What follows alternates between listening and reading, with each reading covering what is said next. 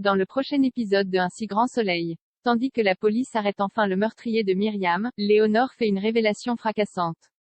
En parallèle, Baker met en place une surveillance rapprochée pour mettre la main sur Patrice Angel. Attention, les paragraphes qui suivent contiennent des spoilers sur l'épisode d'Un si grand soleil diffusé demain soir sur France 2. Si vous ne voulez rien savoir, ne lisez pas ce qui suit. Mercredi 31 août dans Un si grand, le meurtrier de Myriam est arrêté et Léonore révèle son terrible secret. Louis S. dénoncé et a avoué à la police qu'il souhaitait mettre le feu à l'entrepôt de Elle Cosmétiques pour se venger de Myriam. Mais il n'est pas allé au bout de son plan. Yann confie à Baker qu'il croit Louis. Selon lui, il s'agit juste d'un ado un peu dépassé par les événements.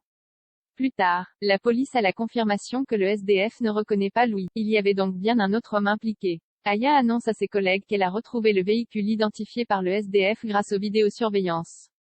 Il appartient à un salarié de Elle Cosmétiques, Simon Lambert. Manu et Yann se rendent alors sans tarder chez Elle Cosmétiques et embarquent Simon. Ils l'informent qu'il le place en garde à vue pour le meurtre de Myriam et vont passer à son domicile pour une perquisition.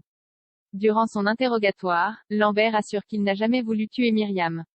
Il explique à Yann et Manu qu'il avait des soucis d'argent et qu'il a décidé de voler du matériel dans l'entrepôt de l'entreprise pour s'en sortir.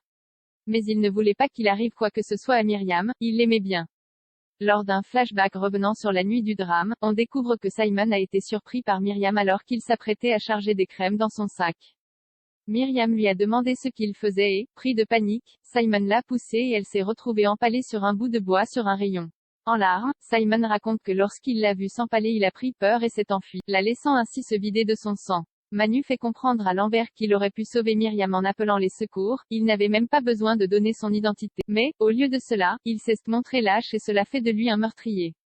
Alex apprend par Manu ce qui s'est réellement passé et confie à Julie qu'il pensait que cela allait le soulager d'avoir des réponses à ses questions. Mais en réalité, ce n'est pas le cas. Il ressent un énorme vide. De leur côté, Léonore et Louis sont blanchis et relâchés par la police, mais ils vont tout de même être tous les deux poursuivis pour entrave à la justice.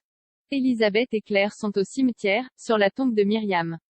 Elisabeth s'en veut, elle se demande si ce n'est pas Elle Cosmétique qui porte malheur. Claire lui fait alors comprendre qu'elle ne doit pas culpabiliser. Myriam est morte, c'est terrible, mais ce n'est pas de sa faute. Claire ajoute que les dernières années de la vie de Myriam étaient les plus belles car Elisabeth lui a fait confiance. Elisabeth est émue. Elle fait savoir à Claire qu'elle a le don de lui remonter le moral alors qu'elle sait qu'elle aussi a un chagrin fou. Claire sourit et lui répond que ça va aller. Mais, d'un coup, Claire craque et tombe en pleurs dans les bras d'Elisabeth. En parallèle, Marc est avec Léonore et Louis. Marc tente de rassurer son ex-femme en lui disant qu'elle ne doit pas s'en vouloir de s'être dénoncée pour Louis. Ce dernier donne raison à son père. Mais Léonore les arrête et leur révèle enfin, elle leur dit que c'est elle qui a dénoncé Jacques à la banque au sujet du contrat qu'il a falsifié. C'est donc à cause d'elle que Elle Cosmétique a porté plainte et que Jacques a tenté de se tuer. Marc et Louis ne reviennent pas. Patrice Angel est toujours activement recherché par la police. Baker annonce à Elise et Hakim que la police espagnole a suivi Patrice et que ce dernier les a menés directement à Alves, un grossiste de drogue bien connu de leur service. Les Espagnols se sont concentrés sur Alves et ont laissé filer Patrice. Baker décide donc de cueillir Patrice à son retour et d'interpeller sa femme pour perquisitionner leur boutique.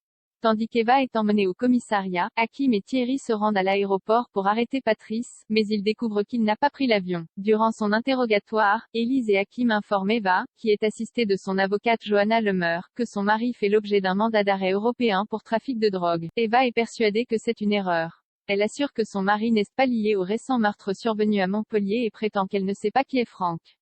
Élise trouve cela étrange étant donné que c'est l'ami d'enfance de son mari. Mais Eva insiste, elle ne le connaît pas. Johanna rappelle ensuite à Élise qu'ils n'ont pas de preuves et finit par repartir avec Eva. Baker décide alors de mettre Eva sous surveillance, persuadée que son mari va reprendre contact avec elle. Hakim la suit. Un homme entre dans la boutique mais Hakim ne voit pas qu'Eva trafique avec l'individu en question derrière la caisse. Patrice se cache dans les environs de Montpellier avec la complicité de Franck.